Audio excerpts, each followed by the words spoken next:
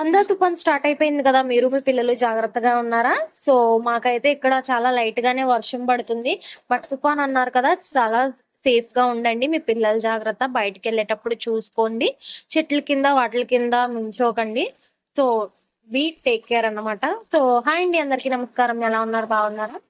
So, మన తుఫాన్ start అయిపోయింది కదా! అందరూ ఇంట్లోనే ఉంటారు. ఈ కూల్ క్లైమేట్‌కి ఖచ్చితంగా హాట్‌గా ఏదైనా తినాలి అనిపిస్తది.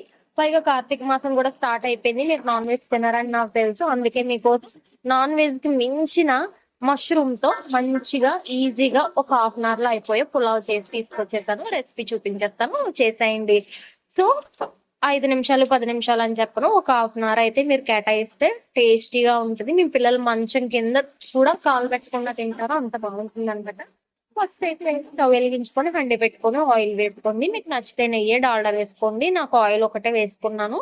సో, అందులో ఉల్లిపాయలు, పచ్చిమిరపకాయలు, బిర్యానీ మసాలా, హోల్ బిర్యానీ మసాలా మీకు తెలిసిందే కదా! అది వేసేసుకొని, కొత్తిమీర, కొద్దనకు వేసుకొని బాగా మగ్గిన తర్వాత ముందుగా కట్ చేసుకున్న మష్రూమ్‌ని కూడా వేసి వాటర్ పైకి వచ్చేంత వరకు మగ్గనిచ్చి అందులోకి అల్లం, వెల్లుల్లిపాయ, గసగసాలు, జీలకర్ర, ధనియాలు, యాలకులు, లవంగాలు, దాల్చిన చెక్క అన్ని కలిపి చేసిన పేస్ట్‌ని కూడా కొంచెం వేసుకొని బాగా ఫ్రై చేసి మసాలా పచ్చివాసన పోయాక కొంచెం కారం వేసుకొని బాగా ఫ్రై అయ్యాక ముందుగా తీసి పెట్టుకున్న నానపెట్టి కడిగిన రైస్‌ని వేసేసుకోండి.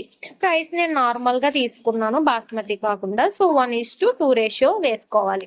మీరు బాస్మతి తీసుకుంటే 1:1.5 ఇదెప్పుడు చెప్పేదే కదా! సో, బోర్ కొట్టేస్తది మీకు కూడా.